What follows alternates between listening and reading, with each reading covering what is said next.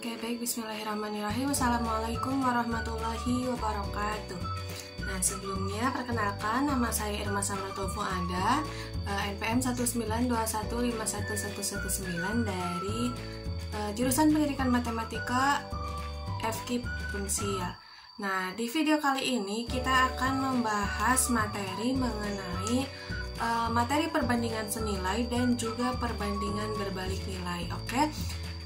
Sebelum kepada materinya, kita simak terlebih dahulu video berikut ini, di mana video tersebut merupakan video ilustrasi dari perbandingan senilai.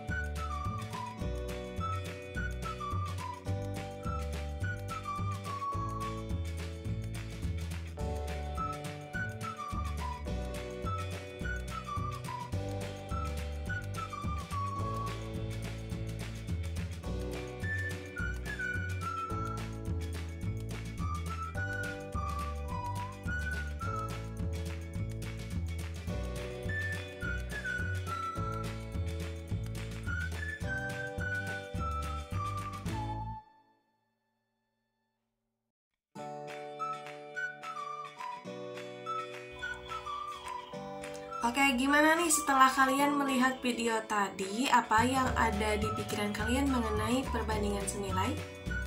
Nah, sebelum ke sana, kita ada ilustrasi selanjutnya, di mana yang pertama di sini itu ada dua buah permasalahan.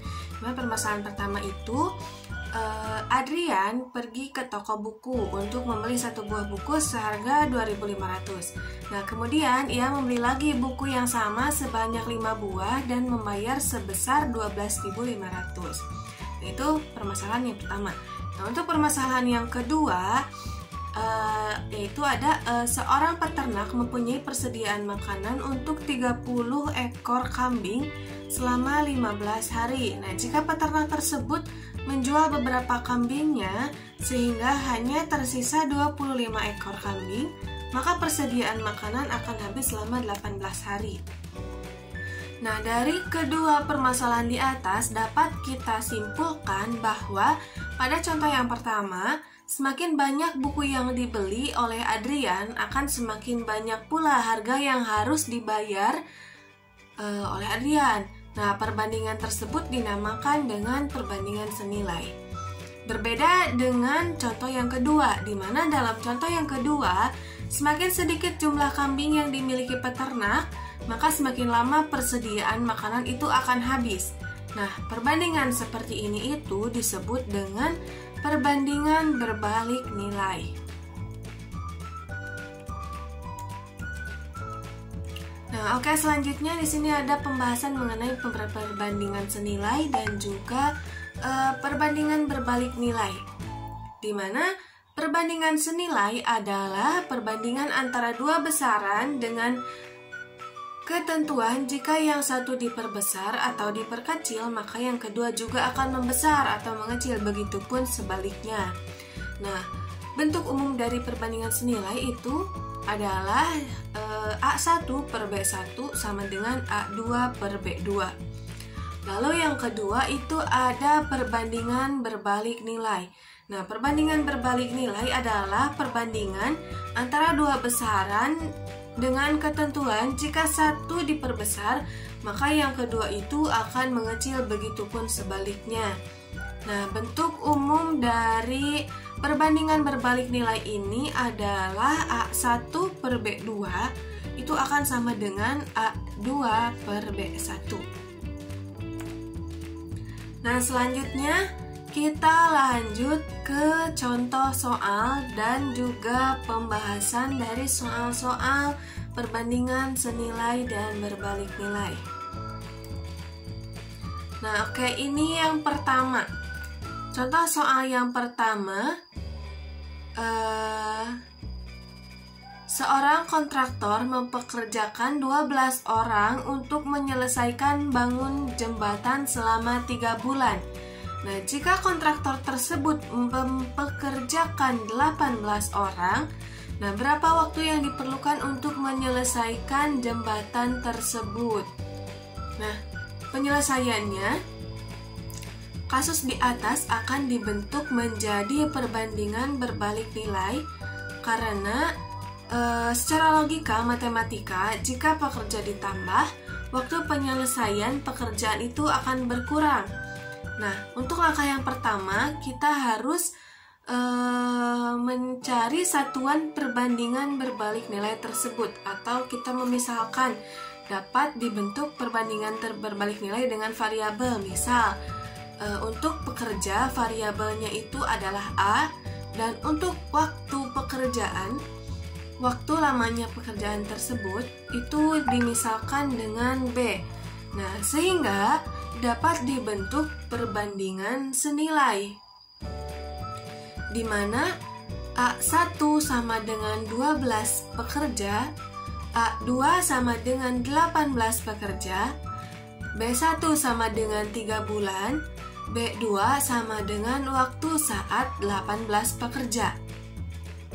Nah, karena ini merupakan perbandingan berbalik nilai ya, maka dalam rumusnya itu 12 pekerja per waktu yang dibutuhkan dalam 18 pekerja sama dengan 18 pekerja per 3 bulan.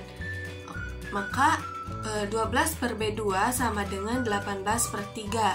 Nah, jadi hasilnya B2 sama dengan 2 kali 3 per 18 sama dengan 36 per 18 sama dengan 2 bulan. Nah, dapat kita ketahui atau dapat diketahui, jadi waktu yang diperlukan untuk menyelesaikan jembatan saat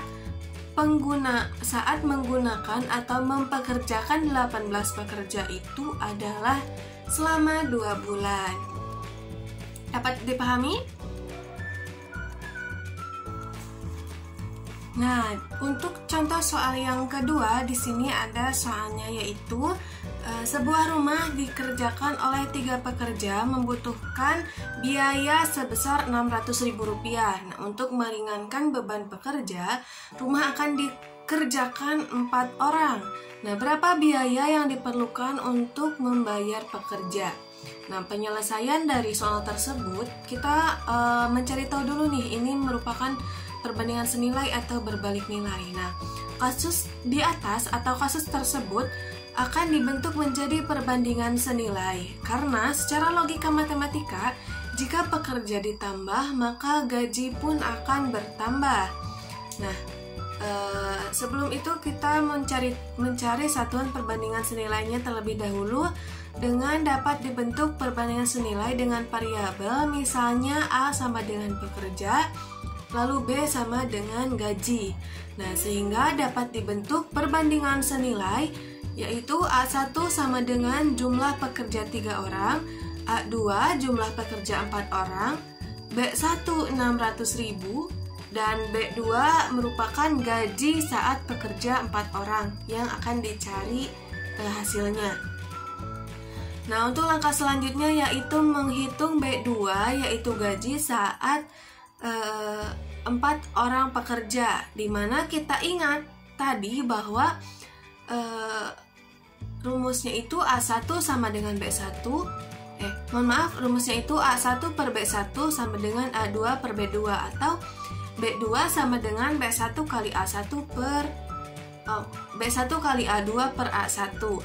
Nah, kita langsung saja ke penyelesaiannya, dimana 3 pekerja per gaji Rp600.000 sama dengan 4 pekerja per gaji B2, dimana 3 per Rp600.000 sama dengan 4 per B2. Yang kita cari itu kan B2. Jadi B2 sama dengan Rp600.000 dikali 4 per 3, yaitu sama dengan 2,4 juta atau 2.400.000 per 3 sama dengan 800.000. Jadi, jumlah gaji yang dibayar saat menggunakan 4 pekerja adalah 800.000. Nah, itu merupakan contoh dan juga penyelesaian serta cara menyelesaikan soal perbandingan senilai dan perbandingan berbalik nilai dengan rumus yang sudah tadi dijelaskan sebelumnya. Nah, sekian video untuk pembahasan kali ini. Mohon maaf jika terdapat kesalahan atau kekeliruan. Terima kasih. Wassalamualaikum warahmatullahi wabarakatuh.